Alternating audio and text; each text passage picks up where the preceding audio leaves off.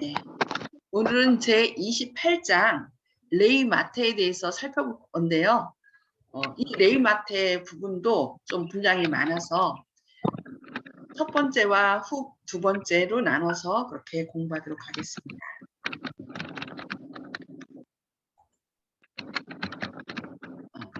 팔레스틴에 있던 로마 관리 중에 세리보다 더 미움을 받는 자는 없었다. 외세에 의하여 세금이 부과되고 있다는 사실은 그들의 독립이 떠나갔다는 것을 생각나게 하는 것이었으므로 유대인들은 계속적으로 자극하였다. 그리고 세금을 징수하는 자들은 단순히 로마의 압박의 도구가 아니라 사람들을 희생시켜서 치부하는 착취자였다. 우리나라가 일제강점기 때하고 같은 상황이었습니다. 로마 사람들의 지배 아래 이 직책을 맡은 유대인은 국가의 명예를 배신하는 자로 여겨졌다. 그는 배신자로서 멸시를 받았고 사회의 가장 비열한 계층으로 분류되었다. 레위 마태는 이 계층에 속한 사람으로 게네사렛에서 부름을 받은 네 제자 다음으로 그리스도의 사업에 부르심을 받을 사람이었다. 소리를 좀 음소거로 해주시기 바랍니다. 소리가 이 안으로 지금 녹음되거든요. 네, 감사합니다. 바리새인들은 마태를 그의 직업에 따라 판단하였으나 예수께서는 이 사람의 마음이 진리를 받아들이기 위해 열려 있는 것을 아셨다. 마태는 랍비들의 배척에 익숙해져 있었으므로 이 크신 교사께서 자기를 주목해 보시리라고는 생각조차 하지 않았다고 말씀합니다. 어느 날 세관에 앉아 있을 때 세리 마태는 예수께서 가까이 오시는 것을 보았다. 자기를 향하여 나를 조치라고 하신 말씀을 듣고 그는 매우 놀랐다. 마태는 모든 것을 버리고 일어나 쫓았다. 마태의 마음에는 주저함이나 의심도 없었고 이익이 남는 사업이 가난과 곤란으로 바뀌어지리라는 생각도 하지 않았다. 예수 함께 있어서 그분의 말씀을 듣고 그의 사업에서 그분과 연합할 수 있다는 것으로 그는 족하였다고 합니다.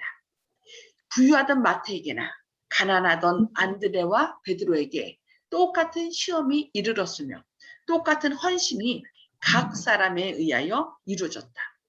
그물에 고기가 가득 차고 옛생애에 대한 충동이 가장 강하던 성공의 순간에 예수께서는 바다에서 일하던 제자들에게 복음 사업을 위하여 모든 것을 버리라고 요구하셨다. 이와 같이 각 사람이 세상의 재물에 대한 욕심이나 그리스도와 친분을 맺고자 하는 욕망 중에 어느 쪽이 더 강한지에 대해 시험을 받고 있다고 말씀합니다. 원칙은 항상 가혹하다. 하나님의 사업에 전심을 다하여 그리스도를 아는 지식이 가장 고상함을 인하여 모든 것을 해로 여기지 않으면 그 누구도 그분의 사업에 성공할 수 없다. 전적으로 바치지 않는 사람은 어떤 사람도 그리스도의 제자가 될 수 없으며 예수의 동역자가 되기는 더더욱 어렵다고 말씀합니다.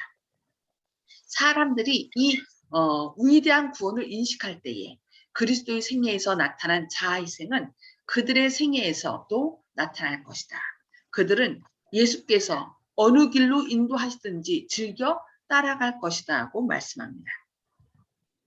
마태를 불러서 그리스도의 제자 중 하나가 되게 하신 것은 큰 분노를 일으켰다. 종교적 교사가 직접 수종하는 자로서 세리를 택한다는 것은 종교적, 사회적 및 민족적 관습에 위반되는 행위였다. 바리새인들은 백성들의 편견에 호소함으로써 여론의 흐름이 예수를 반대하기를 원하였다고 합니다. 세리들 간에는 광범위한 관심이 일어났다. 그들의 마음은 하늘의 교사에게로 이끌렸다. 마태는 새로운 제자가 된 기쁨에 이전의 친구들을 예수께 데려오기를 원하였다. 그래서 그는 자기 집에서 잔치를 베풀고 친척과 친구들을 함께 불렀다. 세리들만이 포함된 것이 아니라 의심스러운 평판을 받고 보다 철두철미한 그들의 이웃들에게 배척을 받던 많은 다른 사람들도 포함되어 있었다고 말씀합니다. 잔치는 예수에게 경의를 표하는 뜻으로 배설되었으며 예수께서는 이 호의를 받으시는 것이 바리새파를 성나게 하리라는 것과 또한 이 행위가 백성들 앞에서 자신의 명성을 절악시키는 일이 될 것이라는 것을 잘 아셨다. 그러나 어떤 정치적 문제도 예수의 행동에 영향을 줄 수 없었다. 예수에게는 외형적인 차별은 가치가 없었다. 예수의 마음을 움직인 것은 생수를 갈급하는 심령이었다고 말씀합니다. 그러니까 생수를 갈급하는 영혼이 있는 곳에는 그곳이 어느 곳이든 가서 그 사람들에게 하늘의 생수를 제공하셨다는 것을 볼 수 있습니다. 예수께서는 세리들의 식탁에 귀빈으로 앉으셨고 당신의 동정심과 사교적인 친절한 행위로 인간의 존엄성을 인정하신다는 것을 보이셨다. 그리고 사람들은 예수의 신임을 받을 만한 사람이 되기를 갈망하셨다. 갈급한 심령에 예수의 말씀은 축복과 생명을 주는 능력으로 임하였다. 새로운 충동이 일깨워지고 새 생애에 대한 가능성이 사회에 버림을 받은 이 사람들에게 열려졌다고 말씀합니다. 성령이 부어져 하루에 3,000명이 회개하였을 때 이들 가운데는 세리의 식탁에서 처음으로 진리를 들었던 사람들이 많았으며 이 중에 얼마는 복음의 기별자들이 되었다. 연회석상에서의 예수의 모모는 마태 자신에게 끊임없는 교훈이 되었다고 말씀합니다. 멸시당하던 세리가 주님의 발자취를 열심히 따르며 자기의 맡은 일에 있어서 가장 헌신한 복음 전도자 가운데 한 사람이 되었다고 말씀합니다. 랍비들은 마태의 집에서 베푼 잔치에 예수께서 참석하신 것을 알자 예수를 비난할 기회를 포착했다. 그러나 그들은 제자들을 통하여 그렇게 하기로 택하였다. 그들은 제자들의 편견을 일으킴으로 그들의 선생을 이간시키기를 원했다. 이것이 곧 사단이 하늘에서 불만을 품은 이래로 일하여 온 방법이며 불화와 이간을 일으키려고 애쓰는 자들은 모두 사단의 정신에 자극되어 움직이고 있는 것이다. 사단의 일은 무슨 일이라고요? 편견을 일으켜서 이렇게 사람들 사이를 불화와 이간을 일으키는 것, 그것이 바로 사단의 일이라고 얘기를 합니다. 그래서 우리가 나도 모르게 사람들 사이에 불화와 이간을 일으키게 되면은 그 사람은 누구의 정신에? 사단의 정신에 자극되어 움직이고 있는 것이라고 우리에게 경고를 하고 있습니다. 랍비들은 어찌하여 너희 선생은 세리와 죄인들과 함께 잡수시느냐고 물었다. 예수께서는 제자들이 그 비난에 답변하기를 기다리지 않으시고 친히 대답하셨다.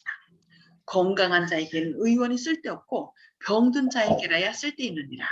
너희는 가서 내가 긍휼을 원하고 제사를 원치 아니하노라 하신 뜻이 무엇인지 배우라. 내가 의인을 부르러 온 것이 아니요 죄인을 부르러 왔노라고 대답하셨습니다. 바리새인들이 자신들을 높이 평가하였을지라도 사실은 그들이 멸시하던 자들보다 더 중병에 걸린 상태에 있었다. 세리들은 고집과 자부심이 덜 했으므로 진리의 가마에는 마음문이 더 열려 있었다. 예수께서는 랍비들에게 너희는 가서 내가 긍휼을 원하고 제사를 원치 아니하노라 하신 뜻이 무엇인지 배우라고 말씀하셨다. 이제 예수께서 백성들과 섞여서 그들의 식탁에서 잡수시고 마시자 바리새인들은 예수가 먹기를 탐하고 포도주를 즐기는 자라고 비난하였다. 비난을 하는 자들 자신이 죄를 범한 자들이었다. 예수께서 사단에 의해 잘못 나타내지고 사단 자신의 속성을 가지신 분으로 묘사되신 것처럼 주의 기별자들도 이 사악한 사람들에 의해 왜곡되었다고 말씀합니다. 바리새인들은 예수께서 흑암 가운데 있는 자들에게 하늘의 빛을 주시기 위하여 세리들과 죄인들과 더불어 잡수시고 계신 것을 고려하지 않으려고 하였다. 그들은 하늘의 교사에게서 나오는 모든 말씀을 싹이 터서 하나님의 영광의 열매를 맺을 산씨임을 보지 못했다. 그들은 빛을 받아들이지 않기로 결심하였다고 말씀합니다. 그들은 예수님을 예수님께 비난을 품음으로 오히려 나는 저들과 예수와 같지 않아 라고 자신의 의로움을 나타내려고 했지만 그들이 행한 그 비난하고 이간질시키는 것은 바로 누구의 일이었다고요? 사단의 일이었음을 이렇게 말씀하고 있습니다. 요한의 제자들은 그리스도의 사업을 명확하게 이해하고 있지 못했다. 그들은 랍비들이 규정한 많은 규칙들을 지켰으며 심지어 율법의 행위로 말미암아 의롭다 하심을 받기를 원하였다. 유대인들은 금식을 공로가 있는 행동으로 실행하였다. 그 중에서도 가장 엄격한 자들은 매주 이틀을 금식하였다. 요한의 제자들이 예수께 와서 우리와 바리새인들은 금식하는데 어찌하여 당신의 제자들은 금식하지 아니하나이까 하고 물었을 당시 바리새인들과 요한의 제자들은 금식 중이었다. 그들은 이런 하나님의 말씀을 따르는 것보다 금식하여 사람들에게 자신들의 의로움을 나타내는 것을 더 기뻐하였던 걸 볼 수 있습니다. 요한은 신부를 취하는 자는 신랑이나 서서 신랑의 음성을 듣는 친구가 크게 기뻐하나니 나는 이러한 기쁨이 충만하였노라 하고 말하였다. 예수께서 그 예증을 드시면서 혼인집 손님들이 신랑과 함께 있을 때에 너희가 그 손님으로 금식하게 할 수 있느냐라고 말씀하셨을 때 요한의 제자들은 그들의 선생이 하신 그 말들을 회상하지 않을 수 없었다고 말씀합니다. 하늘의 임금이 당신의 백성 가운데 계셨다. 하나님의 가장 큰 선물이 세상에 주어졌었다. 가난한 자들에게 기쁨이 되었으니 그리스도께서는 그들을 당신의 나라의 후사로 삼기 위하여 오셨던 것이다. 부자에게 기쁨이 되었으니 그리스도께서 영원한 재물을 얻는 방법을 그들에게 가르치실 것이기 때문이다 라고 말씀합니다. 무지한 자들에게 기쁨이 되었으니 그리스도께서 그들을 지혜롭게 하시어 구원을 얻게 하실 것이기 때문이다. 학자들에게 기쁨이 되었으니 그리스도께서 그들이 일찍이 탐색하였던 어떤 신비보다도 더 깊은 신비를 그들에게 공개하실 것이기 때문이다 라고 말씀합니다. 창세로부터 감춰졌었던 진리들이 구주의 전도로 말미암아 사람들에게 공개될 것이라고 말씀합니다. 침례 요한은 구주를 바라보고 기뻐했었다. 하늘의 주제 되신 분과 함께 행하고 이야기할 특권을 누린 제자들은 얼마나 기뻐할 기회를 가졌던가. 지금은 그들이 슬퍼하고 금식할 때가 아니었다. 그들은 흑암과 사망의 그림자 속에 있는 자들에게 빛을 비추기 위하여 그리스도의 영광의 빛을 받아들이기 위해 마음문을 열어야 하였다고 말씀하고 있습니다. 오늘의 말씀은 여기까지 고요. 이제 오늘 말씀을 복습하고 나누는 시간 갖도록 하겠습니다. 오늘 말씀 가운데서 사단이 일하여온 방법은 무엇이라고 했는지 기억나시나요? 사단이 하늘에서 쫓겨난 이래로 계속 취해온 일하는 방법.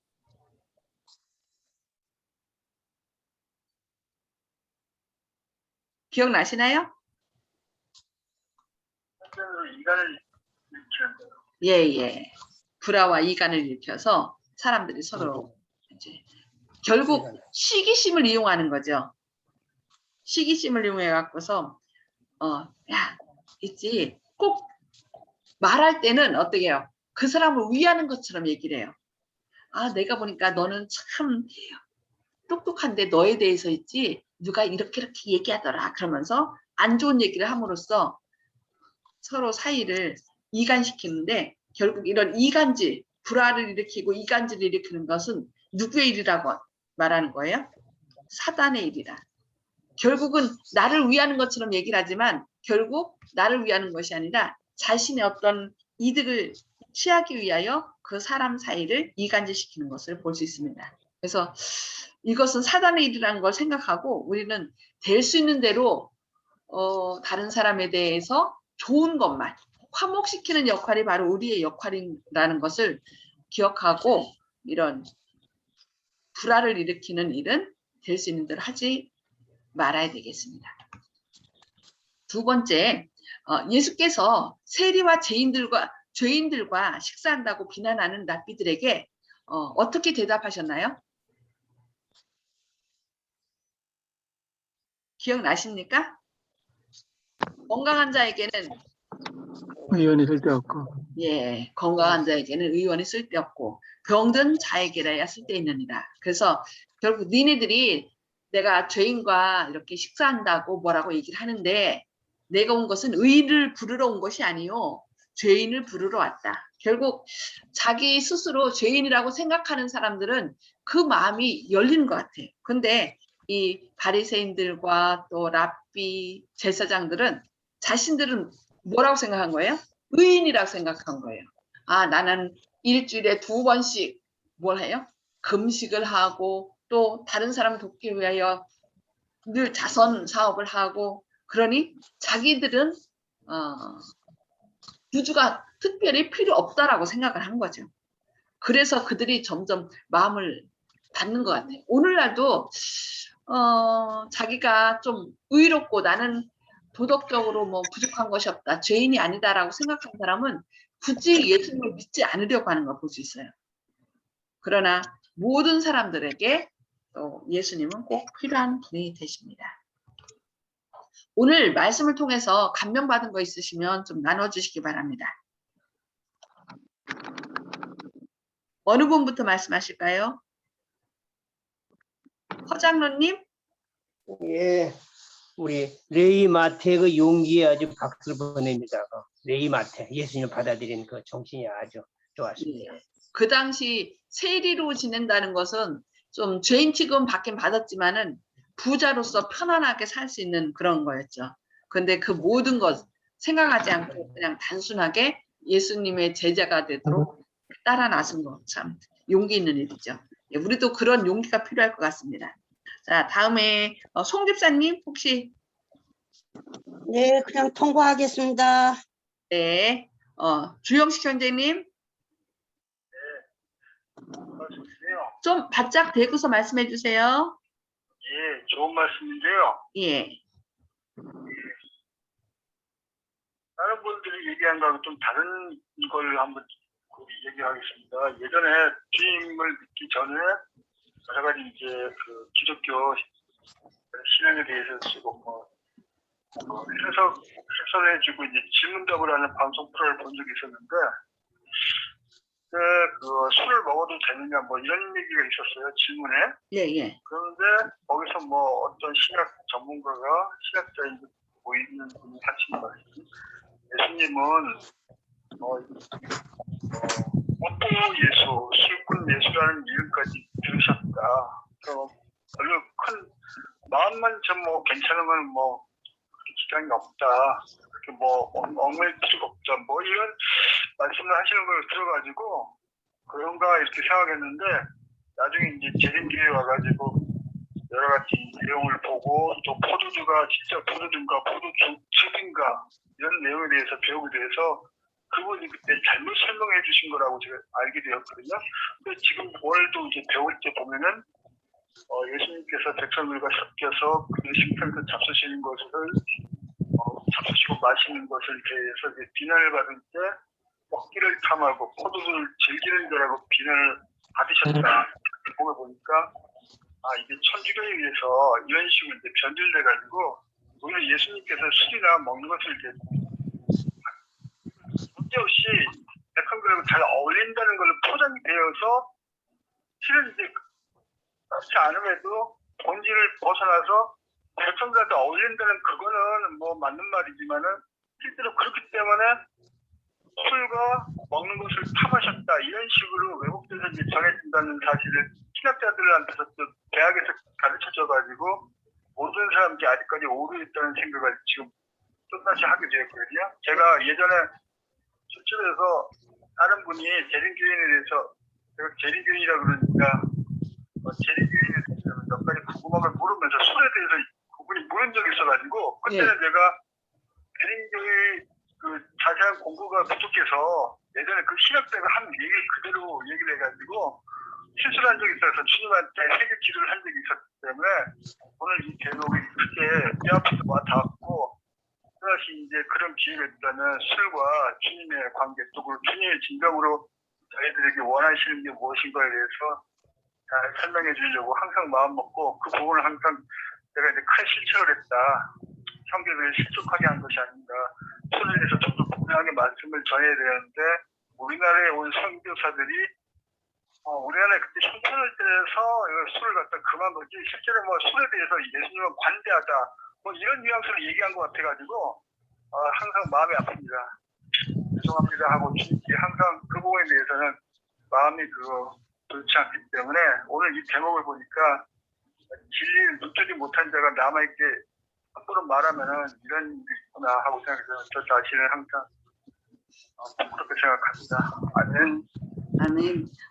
하나님께서는 우리를 이렇게 한꺼번에 이렇게 밝은 빛을 쫙 주시는 게 아니라 우리가 말씀에 따라갈 때 하나하나 이렇게 더 밝은 광명한 빛에 이르게 하거든요. 그러니까 알지 못하던 때 행하던 것은 하나님께서 죄라 하지 않았으니까 너무 그것 때문에 저거 하지 마시고 어쨌든 우리 마음이 주님께 인도하는 것을 거절하는 것만 더 거절하지 않고 따를 수 있도록 해달라고 기도하는 것이 참으로 중요한 것 같습니다. 훈장로님. 예, 적으셨나요? 예. 예, 그 바리새인들은 예. 사람을 직업에 의해서 판단했다고 이렇게 쓴 걸 봤는데 우리도 그렇게 되지 말도록 그리고 예수님께서는 그 외형적인 것을 가지고 사람을 차별하지 않고 생수를 갈급하는 마음을 보신다 그랬어요. 그래서 우리가 예수님의 마음을 잘 보고 예수님께서 그렇게 함으로 멸시당하던 사람이 나중에 예수님의 전도자가 되었다 그랬는데 우리가 또 그렇게 예수님의 참된 제자가 되기를 바라는 마음을 좀 생각해 봤습니다. 아멘. 예, 오늘도 레위 마태 그 당시에 가장 죄인 취급을 받았던 레위 세리였던 레위 마태를 부르신 이걸 통하여 하나님께서는 의인을 부르러 온 것이 아니요 죄인을 부르러 왔다. 내가 진짜 예수님께 가까이 가면 갈수록 크나큰 죄인 중에 괴수라고는 생각이 들 수 있거든요. 그럴지라도 죄인을 부르러 오신 예수님의 사랑을 생각하면서 힘을 내서 더 열심히 은혜를 나누는 주님께 헌신하는 우리의 삶이 되기를 바랍니다. 예, 개인 기도 하시기 전에 제가 기도를 하겠습니다. 하늘에 계셔서 저희를 사랑하신 아버지, 오늘도 새 생명을 주시고 또 말씀으로 먹여주시니 감사합니다. 주님, 오늘 레위 마태를 부르신 사건을 통하여 주님께서는 의인을 부르러 온 것이 아니요 죄인을 부르러 왔다고 말씀하시므로 세상 모든 사람들의 구세주가 되심을 밝히시니 감사합니다. 주님, 때로 저희는 사람들을 볼 때 외형적인 모습을 통하여 그들을 판단할 때가 있습니다. 주님, 그동안 그렇게 했다면 저희 잘못을 용서해 주시고 주님께서 그 갈급한 마음을 보시고 그에게 그를 부르시고 또 주님의 동역자가 되게 하신 것처럼 저희들도 사람들에게 나아갈 때 그 마음의 갈급함을 볼 수 있도록 성령님께서 저희 안에 역사하여 주시옵소서. 그리고 사단의 방법은 이간질하는 것이라고 말씀했습니다. 저희도 이 사단의 유혹에 넘어가지 않도록 그래서 사단의 앞잡이 노릇을 하지 않도록 주님께서 저희의 마음과 생각을 붙들어 주시옵소서. 오늘도 온전히 주님의 인도하심을 따라가길 원하오니 저희의 마음과 생각을 성령으로 주장해 주옵길 바라오며 예수님의 이름으로 간절히 기도합니다. 아멘.